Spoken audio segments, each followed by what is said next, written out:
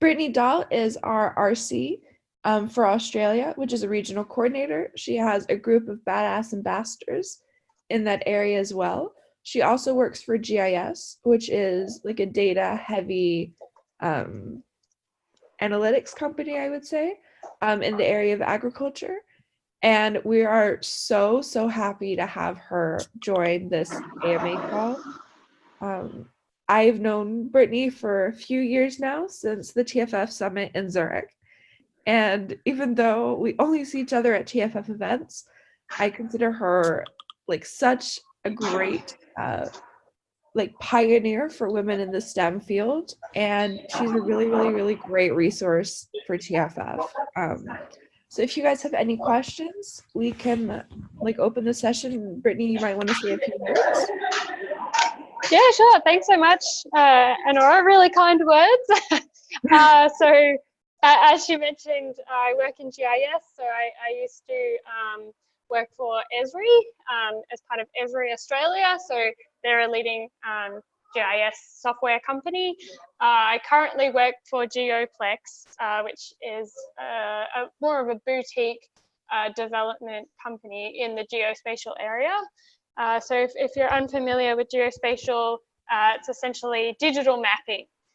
And it's really such a vital part of most digital products today. So if you've ever used Uber, Google Maps, majority of mapping applications all include a map.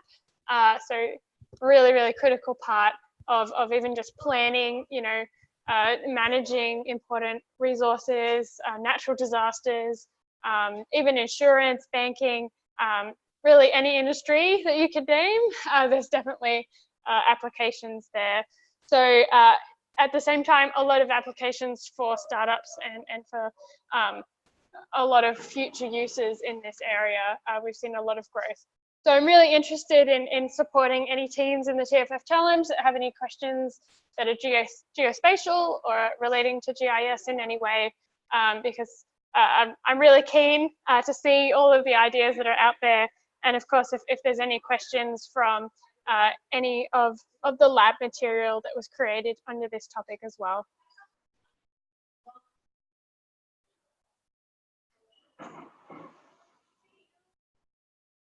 Yeah, so I think at this time, let's open questions. Right.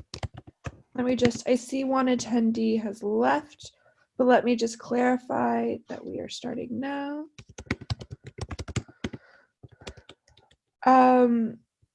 Yeah, so we can open questions. Do any of the attendees have any questions for Brittany?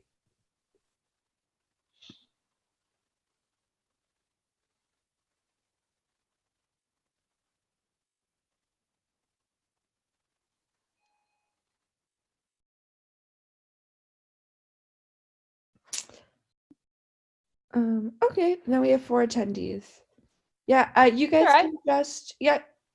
If you ping me, I think I can allow you to talk. Maybe I think that's the issue. Okay, there. I think I've allowed you all to talk. If you guys have any questions, please just, oh, great. We have one question in the chat from Erwin. What are the usual applications of GIS for agriculture? Oh, awesome question. So if you tune in to the digital labs that I created, it's under the Knowledge Lab. You'll be able to find under technology, satellites and mapping. I made multiple videos that go through a few different applications of GIS and geospatial. One of those was, I think, a 5-10 minute video on applications for agriculture, and I made a second for applications for food. So I can definitely talk to or about those applications now. Honestly, the biggest and main use is precision agriculture. So being able to not only manage your crops, being able to monitor growth, but also being able to predict. say, where is the best place to plant a certain crop, or where should certain different inputs be placed around your field. And this is usually based on different inputs. So that might include like weather information, soil, previous yield. So there's a lot of programs out there that help farmers be able to produce a map of that. And a lot of actual, use cases include, if you've been on a tractor, pretty much all John Deere tractors now include a mapping interface that collects this sort of information and displays it. So there are definitely, and if you've been part of any of the self-driving tractors, all have a geospatial interface as well. And sometimes they're connected to an app as well. I've seen there's a few examples of being able to control things from your phone. So a lot of applications for being able to manage a farm more efficiently and have more precise results. Of course, that's not the only application. There's a lot of uses for being able to monitor fence lines, cattle. I've seen there's a really great, if you want to look at tracking of cattle, there's been a lot of use cases in Australia of GPS trackers on cattle and geofencing. So being able to get a notification back when a tag on a cattle or cow, sorry, has walked out of a certain area that's not a real fence, more of a, not a literal fence, more of a digital fence. And being able to get notifications of that. So there's also management in those areas as well. It's not just cropping. And then there's definitely been a lot in terms of food delivery or if you know Uber Eats, Deliveroo, any of those type of like Postmates, food delivery applications is a really big one as well. And there's a lot of back end uses as well to that. So being able to track food as it travels between distributors, businesses, as well as there's even uses for land clearing. So say our Department of Agriculture here in Australia definitely uses a lot of GIS to predict and to monitor water use and to try and estimate yields and amount of food and crops being grown.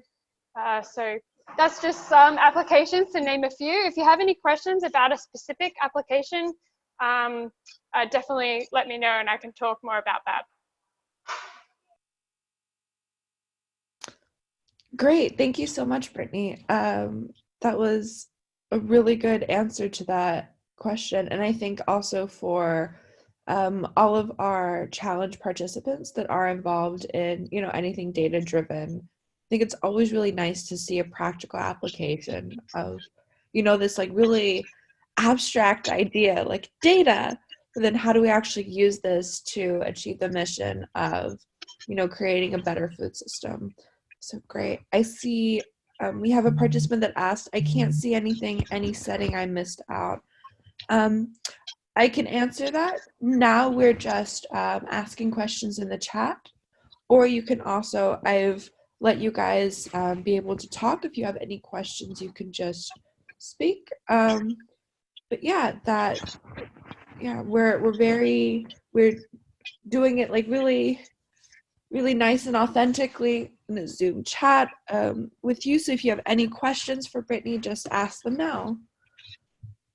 Oh, okay. Are there data sets for potential water capture? Ooh, good question. Yes. So there's a few different ways that you can look at water. One of the biggest is to use satellite imagery that has the near-infrared band. So a lot of imagery, when you take a photograph, usually you can see a combination of the visible colors, which includes red, green, and blue. But there is also sensors that can pick up colors that we can't see with our naked eye, and that includes near-infrared. And there's a few different algorithms, so you can do a bit of math and essentially put those bands or those colors in a certain way to be able to see where water essentially shows up in the image the most. And usually with that near infrared band, it highlights the areas that have water or that don't have water if you're comparing the other areas of that photograph or satellite image. So there's a lot of applications. I can give examples of in Australia where they use that. So we have a few different water regulators, like our government departments in the areas of water and agriculture that are using satellite imagery in order to calculate how much water is in the landscape and to compare things like, you know, if a farm dam has filled up and if that's within their water usage rights. In terms of crops, it can be a little bit harder. Sometimes you can use different variations of the green band in satellite imagery to pick up the growth of a crop and how much water you think it's consumed. Otherwise, there's some really great systems that also use GIS to be able to map the amount of water, but it's usually that sort of data is coming from actual, you know, water gauges or readers that pick up that information and then display it on a map. So we do have part of the digital labs that's actually run by AgroSmart, and they talk about precision agriculture and how they've their business sort of revolves around using and collecting that sort of level of information. So hopefully that's answered the question. Let me know if you have any more specific, you know, if you're looking at particular types of water or if you can be more specific, I can definitely provide further details.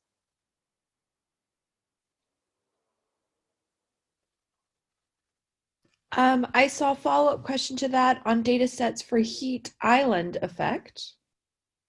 Yes, actually, we have an RC, so a regional council coordinator, as part of TFF that did her thesis, PhD, looking at the urban heat island effect. So she's currently running TFF in Europe. So I'm happy we can provide her details to you if you're interested. She was using areas where they've mapped out the number of green spaces and urban trees. And then she was comparing that to the number of buildings and other types of surfaces. And she had made an algorithm that helped pick up that information. In terms of data sets, that sort of level of data depends on where you are in the world. So there are global data sets. So there is global satellite imagery that you can get at various different resolutions or various different scales that you could then run algorithms on to pick up information about heat islands. There's also, of course, climate and actual weather data that suggests, you know, changes over time in particular areas.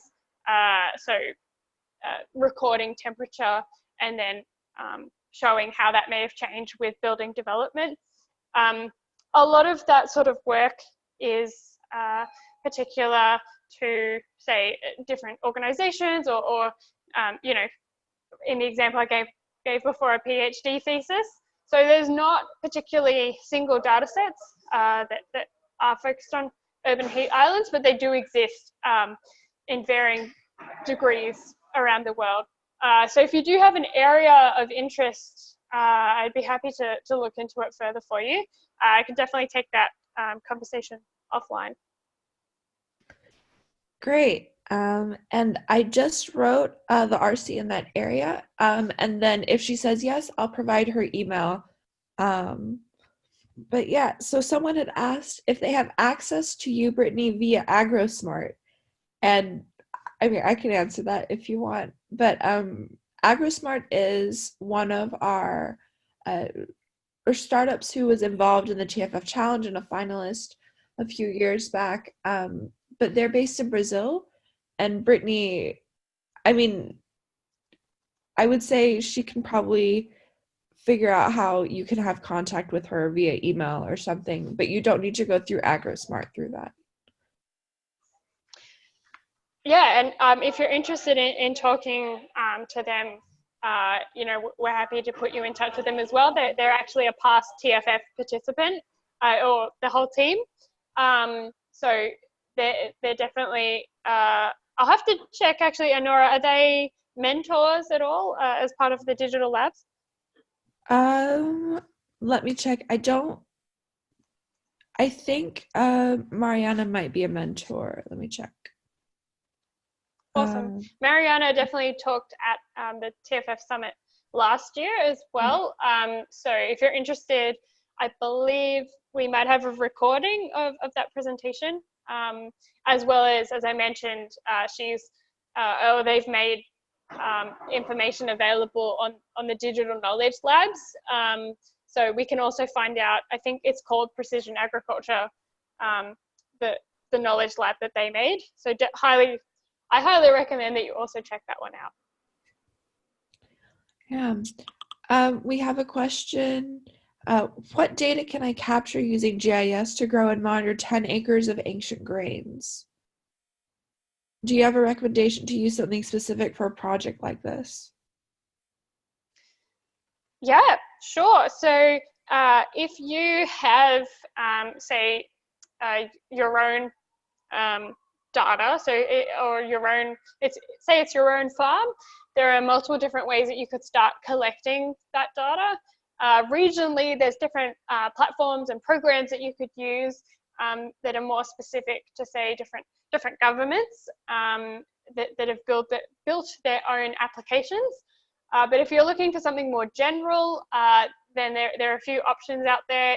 There's open source options, as well as if you'd like to try, a paid software variety, then there are options. So, for example, Esri has a few different collection applications where you can go around your field and collect or draw in if you don't already have that information digitized. So, as I mentioned earlier, a lot of different farmers and producers actually use a lot of machinery that has this sort of level of sophistication. This is, of course, more, I'd say, first world. If you don't have access to those, then, of course, definitely you would need to know where you've planted different grains, and then being able to draw that up into the program is the first start. Otherwise, there are machinery that does collect that as you plant, which saves you having to do that task. So from there, once you have that data, there are actually examples of, if you'd like to have a look at data sets that already exist.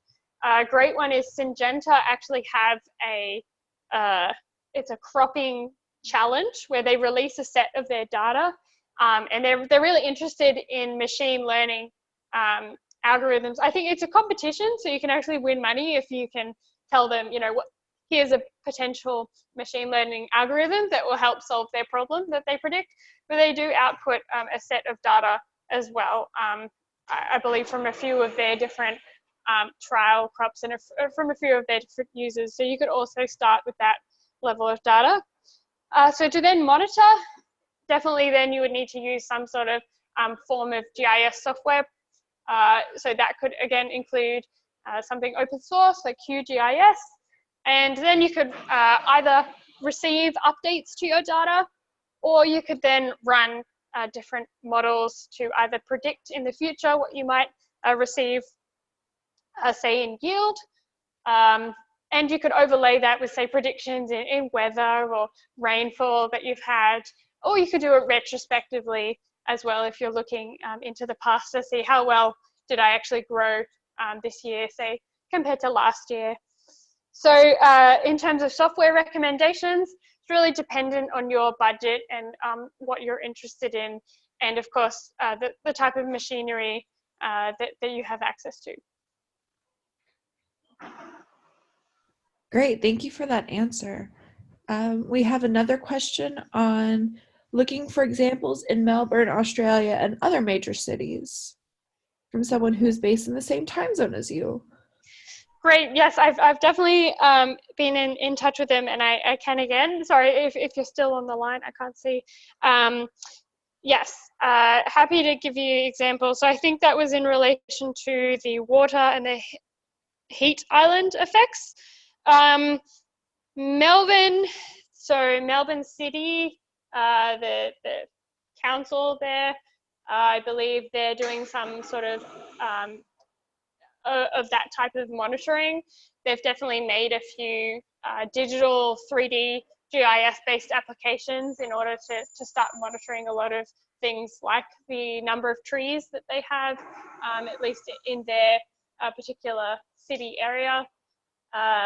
And then Victoria, so the government there, I believe it's DELP at the moment, so Department of, I think it's Environment and Water, they are collecting a lot of data sets there as well. So they would be the best, I guess, contacts if you're looking for up-to-date data. Otherwise, if you're interested in collecting data yourself, or interested in looking at previous data, there's definitely data.gov, which has open source data sets that have been made available. And there's, of course, satellite imagery that you could have a look at today and start calculating that information yourself. So there are a few different free sources of satellite imagery. Sentinel is a big one that's used. If you Google Sentinel Earth observation, there's a nice web page that you can go to that's an application that will let you actually view a few different of those types of band combinations that show off the amount of water that you have. And then that might include, there's a moisture index that they have on there. And so you could view that of the Melbourne area, and of course view that across a few different time periods if you're looking for change over time. Really depends on the question that you're asking. And then of course that's at a certain resolution. If you're interested in more high detailed satellite imagery, then there's planet scope data which you can look at, and there's a few other data sets that are paid that you'd have to purchase. There is also free data that's at a larger scale. So if you're looking at Victoria more generally, there's 100-meter scale data, which is available via a Japanese satellite called the Himawari.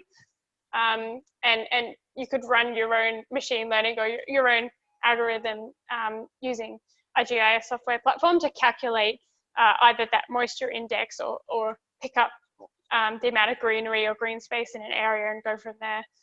So those would be the main options for Melbourne. Again, happy to, I've got your email, so happy to contact you offline and provide you some links to some of those resources that I've mentioned. Okay, someone posted, sorry, was that Himawari? Yes, I don't know how to spell that. Give me 1 second, I'll just Google it. Yeah, and a thanks to you, and that would be awesome to connect offline. Great. I'll definitely send you through that information on the Himawari, and maybe that's something that we can also, Anora, make available through the digital labs. There is that resources section. I haven't really put many links to any of the satellite options through there, so I'm happy to add that in as well. Yeah. Perfect. Does anyone else have any more questions?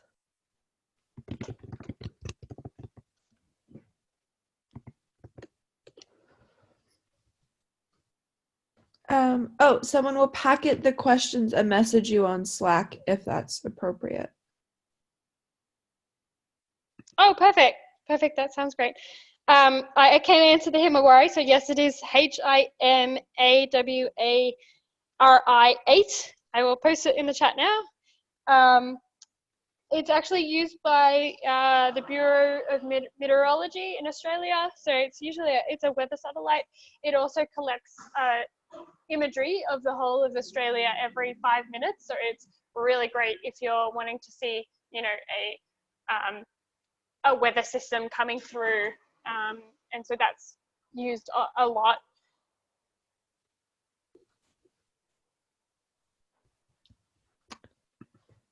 Great. I have a question from Chelsea, actually.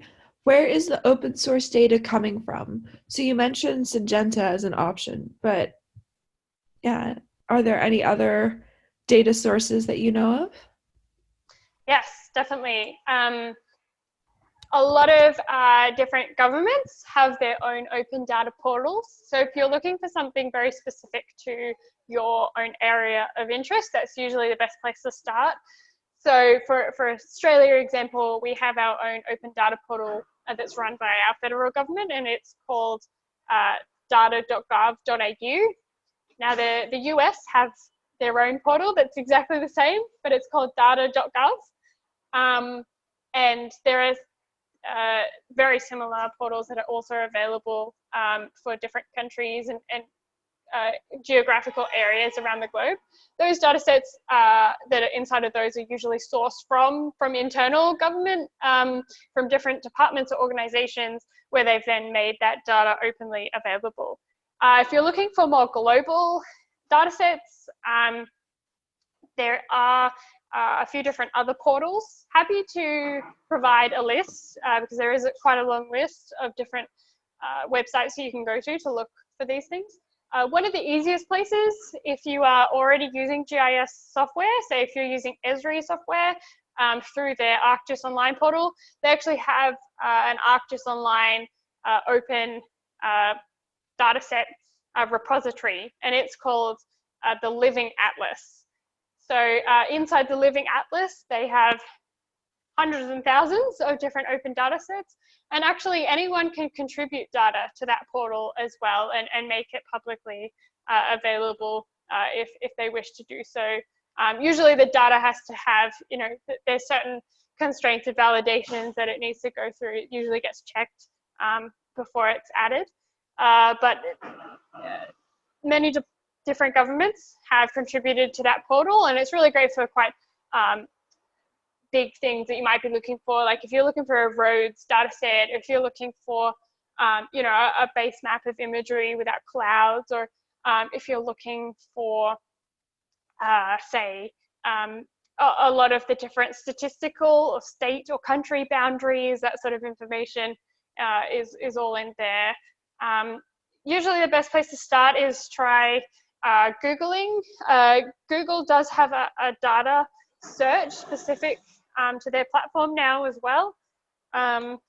Again, happy to send through the information on how to access that, and it just searches for data sets. There's also a few different websites that just have feeds, so open data feeds or APIs, or just services. And what this means is that you might not actually be able to get a proper copy, like a physical copy of the data set, but you'll be able to query that data set that, say, is already hosted online somewhere, and you can get a response back. So that's very common these days, especially because a lot of these data sets are so big and huge that they're going to take so long for you to download, or so long for you to be able to host and use yourself. So instead of, say, trying to find a data set and downloading it yourself and then trying to consume it, a lot of these APIs are allow you to just query the exact area or thing that you want. So I've seen a rise of those recently, and they've been really useful for that reason. So again, there's not just one answer, it's a really big list. So I'm happy to provide a list after this that can either be part of the digital lab or can be sent out later. Great. A little update. Mava, so the regional coordinator Brittany was referring to, has graciously allowed her email to be used. So if you have any questions about the heat island effect, you can email Mava at, I'll give you her email, at mava@thoughtforfood.org. And she is more than willing to address any, let me just write underneath heat island effect questions. So I actually have a question for you, Brittany. What skills do you think make for a good data analyst? Very general question, so I'll probably give a general answer. I'd say, you have to be able to question the data, and then also, if you're trying to get a certain result, then know who your audience is, or what your question is, but then also be able to be objective about it as well. So being able to apply appropriate methods, and really the best way to do that is to Google. Honestly, that's what most I'd say data scientists do these days.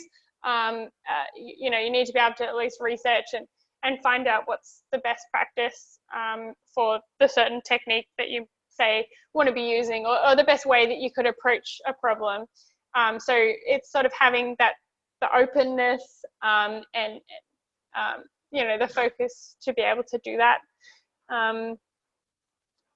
Chrissy has done, so Christine of Thought for Food, the CEO, she's done a great list of, I think it's the 13 different types of skills and I guess personality traits that are really useful these days. And so on her list was definitely openness and being able to, another one that she had was quick start, so being able to put things into effect. I'm definitely seeing that as just I say my perspective of being in the industry is that a lot of people are interested in applying agile methodology. So a form of that is called Scrum, where if you're undertaking a project, say it might be in data science, or it could be in anything really, that you have the ability to iterate your process as you go along. And so if you're building something using code, or you're trying to run a tool, usually it takes a number of iterations before you get the result that might be the most correct, or what you're looking for. So definitely having focus and persistence is important as well. Those are all great points. So I'm actually, let's say, on the academic side of data, and I think it's always really interesting to hear about people who are in the industry. So Brittany is very helpful with that. And the funny thing is, I'm actually a Scrum Master. Oh, really? That's amazing. Yeah, I just got my certification a few months ago. But yeah, so that's definitely very cool. So let's say I'm getting adapted to industry standards, I guess. Yeah, no, that's awesome to hear. Yeah. Someone commented, "Lol." Perfect response. Yeah, if anyone has any more questions, please add those in the chat. We have Brittany for another 25 minutes. So let's make use of her vast knowledge and her sunny disposition.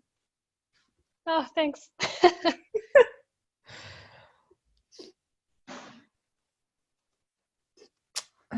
Yeah, let's give it maybe a minute or two. Yeah, also, Brittany, what did you study? How did you get into, the area where you are now? Yeah, so I started at uni doing a science arts degree, and I ended up focusing on geography, which is why I got into geospatial and GIS. But honestly, from being in the industry, there's a lot of people who use GIS every day without even realizing. So you don't necessarily have to have that sort of background. But if you're interested in, I guess, being a specialist, then that's a really great way to go. There's definitely a lot of courses out there these days on remote sensing, if you're interested in satellites and performing analysis from imagery, as well as if you're more interested in vector data sets, which is points, lines, or polygons, usually human-based information, then yeah, GIS is definitely the way to go. And I'd say it's usually used for doing a lot of predictions, which is where I continued with my degree. So I did an honors thesis looking at food deserts, which was really interesting because I found, there was so many considerations about where people go to buy food that I really enjoyed it. From there, I then worked as a field data collector for about 6 months, and that was a lot of, it was looking at water meters and collecting information, a lot of walking. So I then found a desk job after that. I went to work for Esri Australia for 3 years, which was focusing on Esri GIS software. And I did a bit of support, so the help desk, I did training, and I also helped with building applications and providing services and products. And then since then, I've moved to GeoFlex, which I both help sell satellite imagery as well as I help with our products as well. We still help build different web mapping applications and maps every day.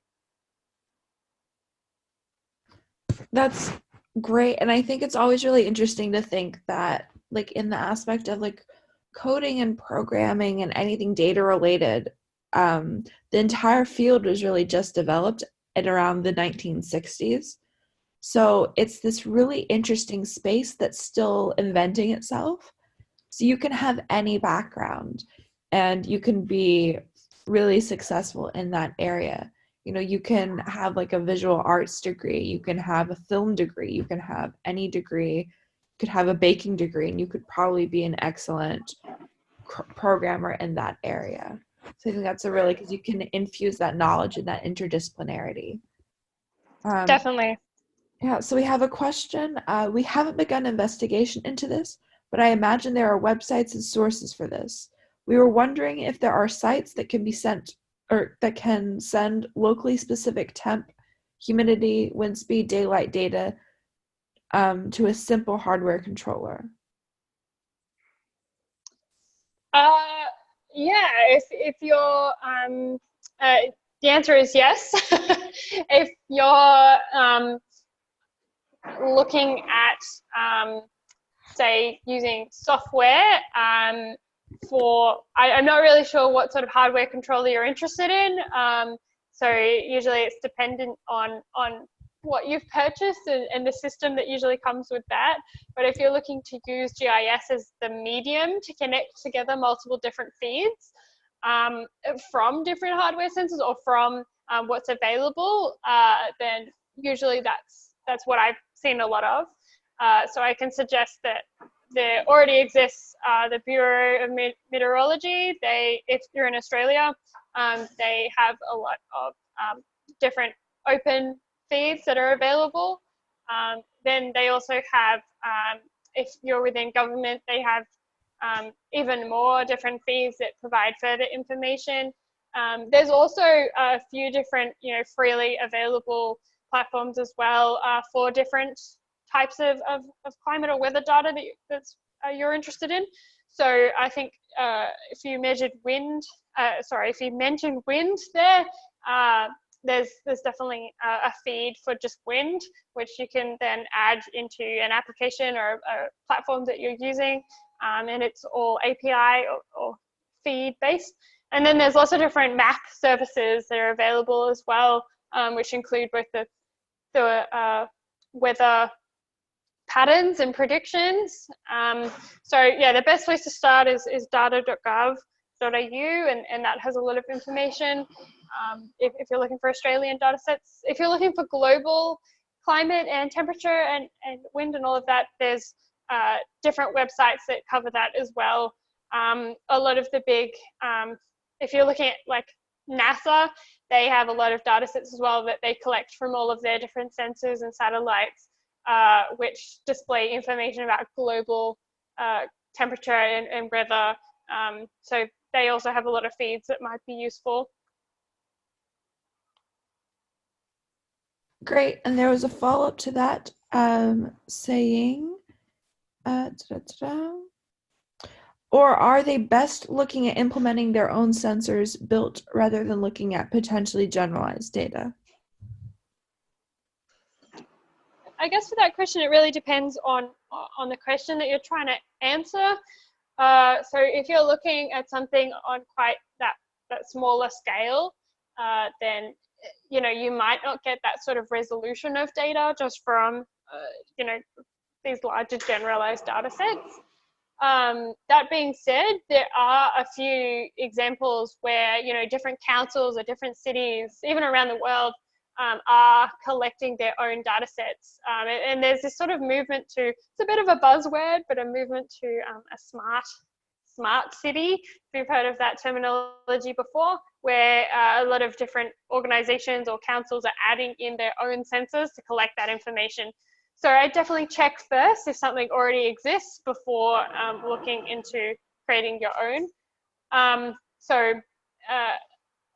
A great example of that is, say, in Sydney, in Parramatta Council are really interested in collecting all of this information themselves. So they've actually put in a lot of these different sensors around their city. And for new building developments as well, they've put in even, ground sensors for shaking. They're picking up on that level of information. So really, really fine information that's very useful. So definitely depends on what you're doing. Of course, if you're looking at more agricultural purposes, you're probably less likely to find that level of information just by using any of that open data. So being able to then collect that yourself is probably important. Again, it really depends on then your output. What do you want to actually then display or have as a final output? If it needs to be something that is on a scale where there isn't that data available, and you want the output to be fine scale, maybe you're looking at something on the plant or even crop level rather than a landscape level. Then that might be a good way to go. Definitely investigate before you look into sensors though. Find out what data sets are already available. Great, yeah, it looks like they're looking at locally specific info, like in a suburb. Cool, so we have another question. Is it now possible to do an estimation of soil nutrients, ooh, I can speak, using satellite sensors or ground soil sampling and then interpolate data, i.e. kringing, is still the way to go? I'm thinking of the application for soil fertility mapping. Yeah, there's been a lot of research into that, definitely. Usually it needs to be, say if we're talking about satellites, picking up that level of information about nutrients, generally always collected in person, or not usually from remote sensing methods, as you said, from actually ground sampling data, to get that level or that sort of information from satellites, because a lot of it is to do with the composition, the chemical composition of the soil, or what might be below the ground. You can't just have a satellite that collects imagery, because you can only then see what the imagery you're seeing from a bird's eye view. You actually need to have either a radar or a sonar type of sensor which can pick up that information. So there are those that exist. There are a few that have been used with that type of sensor to pick up anomalies, or there's been a lot of trials recently about using, actually, I think it was drones or aerial, so flybys of planes to collect that sort of information for groundwater, and using penetrating radar in order to pick that up, because it goes through the soil. Of course, picking up composition and types of soil is a lot more difficult than that, because some of the chemicals don't necessarily give up provide a signature that we can measure accurately. So I haven't seen a lot of applications from satellite as of yet. Definitely ground soil sampling is a more favorable way to go, especially for fertility. And as you said, being able to extrapolate that is definitely important if you're trying to view what that looks like across, a landscape or across a field that you might have in a map or in a GIS application. So yes, so using, so it was mentioned crying, or there's a few different ways that you can extrapolate however you prefer. It is essentially just using an algorithm in order to calculate, and to fill in the space that is missing from your data. So some of those methods are better than others, but yes, that's definitely the way to go if you're looking to get that fuller picture. Even kernel density is used a lot as well. It depends on the type of data that you're looking at. Those are usually used for that sort of more vector data. If you're looking at raster or imagery based information, then there are different methods in order to extrapolate. And usually it's sampling across the grid of squares that you have. So yes, there's definitely used a lot. Definitely research. I'm sure there's a few different there's definitely soil mapping applications out there that already exist with open data sets online. Again, they're very specific to your area, your part of the globe, or your city or state that you're in. So I can give an example of where I live in New South Wales in Australia. We have an e-soil portal that has a lot of that information, where they've already gone out and they've done a lot of soil surveys and they've already extrapolated everything for you, based on their own methods, but definitely getting that information is what I'd recommend. So there are similar portals in Europe and in the United States. In other areas, it's less available. It really depends on where you are in the world. So definitely Google first, find out what's available before you think about doing your own sort of extrapolation. Great, that's a really thorough answer. Ooh, my voice. We have probably our final question, asking if GIS can be self-taught. Do you need any programming background to master GIS? Yeah, great question. It can definitely be self-taught, and you don't have to have any programming background or master's, no. So as part of the digital labs, I gave some examples as to where I would suggest you can start. There's a lot of different platforms out there or software programs for GIS.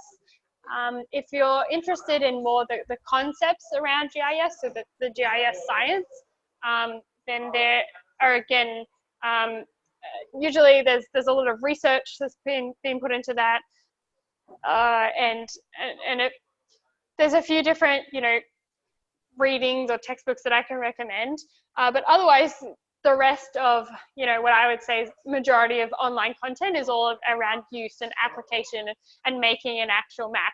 So there's a lot there in terms of tutorials. Esri is one of the biggest software providers, and they, I would say, have the most or the largest number of tutorials for their program on their platform. So they have a website called learn.arcgis.com, which I can provide a link for. It's also advertised in the digital labs.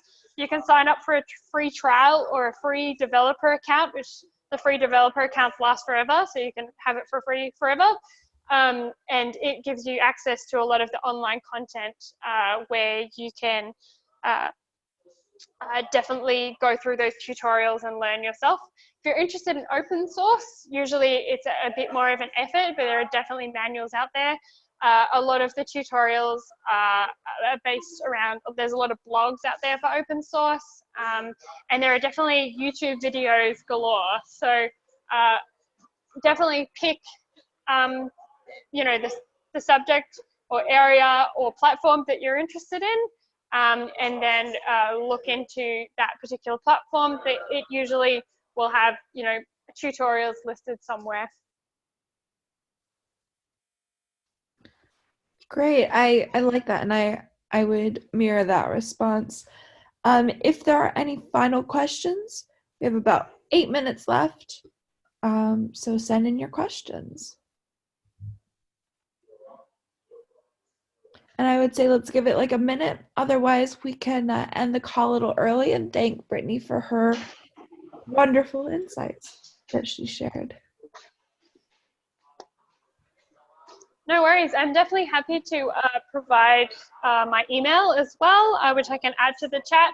So if you'd like less general answers than what I've provided to any of these questions, I'm happy to follow up with more specific responses and links and answer them more thoroughly. I'm available as a mentor through the digital labs as well. If you do have a specific idea that you're going to enter the challenge with. And of course, if you have any questions about the lab material as well, that's what I definitely recommend. If you want a good intro to GIS and to satellites, I made a few different videos covering that, as well as providing links out to a few of those tutorials to get started. And then I mentioned a few case studies as well and examples of where GIS has been used in agriculture and food, and things like delivery of food, and really the range of applications of GIS has just blown up, even in the past few years. Honestly, the uses are endless, so I'm really excited if there are teams that are interested in using GIS as part of their pitch to the TFF challenge. Yeah, great. I think that is actually a really great close. I don't see any other questions. So from the TFF core team side, I just want to thank you for your time. I know it's evening over there, it's morning here, and there are probably a few other different time zones that are being engaged. So thank you so much, Brittany. I'm so looking forward to seeing you in March. I hope you can make it to Malaysia. And yeah, just thank you for being in our mentor program as such a great resource for all these teams. So I'll go on and end the meeting. There is going to be a recording of this call. And then, yeah, thank you so much, Brittany. No worries. Thanks so much.